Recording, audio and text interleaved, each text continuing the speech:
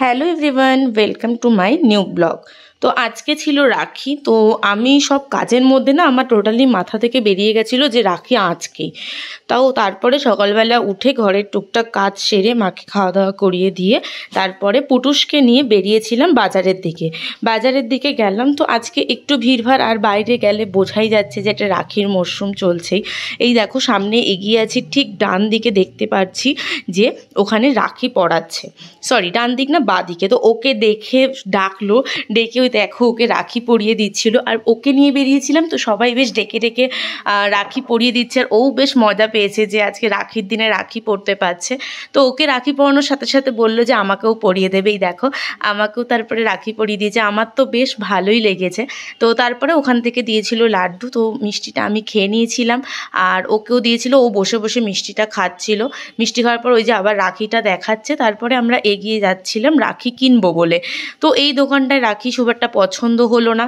তারপরে যাচ্ছিলাম স্টেশনের দিকে আবার রাখি পরাচ্ছে, ওকে আবার রাখি পরিয়ে দিয়েছে।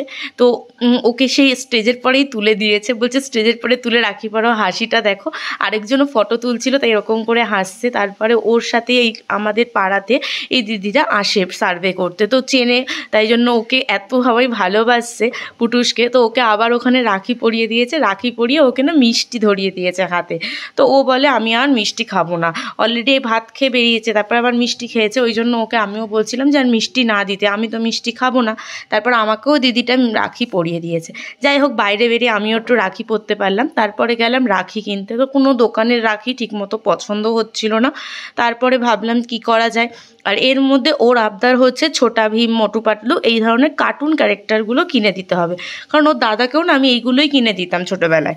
আগের বছর পড়াতে পারিনি, ঠাকুমা মারা গেছিলো, অসুস্থ ছিল। তো তারপরে দেখলাম ফুলের রাখিগুলো, তা আমি ভাবলাম তাহলে ফুলের রাখি নি, দাদাকে কখনো ফুলের রাখি পরানো হয়নি। তো এগুলো ঠিক পছন্দ হয়নি। তারপরে বললাম যা একটু বানিয়ে দিতে, তো বানিয়ে দিল আমাকে। তারপরে আমি সেখান থেকে নিয়ে তারপরে ওর রাখি কেনা হয়নি। আর এই দোকানটা না প্রচুর রাখি অন্যবার বসে, বাচ্চাদের এত সুন্দর সুন্দর কার্টুন রাখি বসে, বাট এবার দেখলাম ঠিক একটা বসেনি এখানটায়। তাও দেখছিলাম, ও একটা পুতুল মতো পছন্দ করেছে। আমি বললাম মেয়ে দেওয়ার পরে পুতুল ঠিক আছে, ওকে মাল লাগবে না।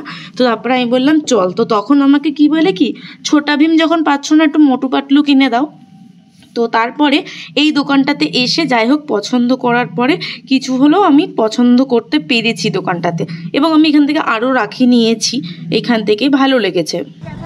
তোমার কোনটা এর মধ্যে? আর দাদার নীলটা নেবো তাহলে। এই যে এটা তোমার, এই যে আর এটা দাদার, এগুলো দিয়ে দিচ্ছি।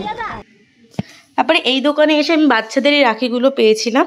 তো তারপরে ওই পছন্দ করলো ওর কোনটা দাদার কোনটা। তারপরে আমি এখান থেকে দাদার জন্য আরেকটা রাখি নিয়েছি। তো সেই রাখিটাও তোমাদেরকে দেখতেই পাচ্ছ ওখানে, এটা প্রমিনেন্ট ভিডিওতে বোঝা যাচ্ছে না, বাট আবার নেক্সট ব্লগে আমি দেখাবো কি রাখি নিয়েছি। তারপরে মিষ্টি টিষ্টিগুলো কিনেছি, সেগুলো আর নেওয়া হয়নি কারণ হাতে অনেকগুলো প্যাকেট হয়ে গেছিলো। এই দেখো আমার হাতে প্যাকেট, তারপরে ফোন ছিল, আমি হাত ধরতে পারছিলাম না, ওর একটু অসুবিধাই হচ্ছিলো। ও নিজেই দরজাটা খুলে ভেতরে ঢুকলো, ঢুকেই বলে কি ঠান্ডা। তারপরে ও খুব পেস্ট্রি খেতে খুব ভালোবাসে, তা আমি বললাম এখন মনে পেস্ট্রি তো খেলে পেট ভরা রয়েছে, নষ্ট করবে। তারপরে দেখো কত সুন্দর সুন্দর রাখির থিমের পরে কেক এসছে। তো আমি এখানে একটা কিউট কেক এখান থেকে আমি নিয়ে নিলাম। তো আমার সব কিছু কেনাকাটা হয়ে গেছে। তারপরে আমি সব কিছু নিয়ে, আমার অনেকগুলো প্যাকেট হয়ে গেছিলো হাতে, ওকে নিয়ে আমি এখান থেকে বেরোলাম, বেরিয়ে সোজা বাড়ি চলে এসেছি। আমি না তারপরে আর ভিডিওটা কন্টিনিউ করতে পারিনি। তো রাখির মার্কেটিংয়ের ভিডিও তো আমার এই পর্যন্তই। আর আমি রাখি কী করে সেলিব্রেট করলাম সেটা দেখতে হলে তো আমার প্রোফাইলটাকে ফলো রাখতেই হবে। আর তোমাদের সবাইকে জানাই রাখির অনেক অনেক শুভেচ্ছা। সবাই ভালো থেকো, সুস্থ থেকো, সাবধানে থেকো। আমার প্রোফাইলটা ফলো না করে থাকলে ফলো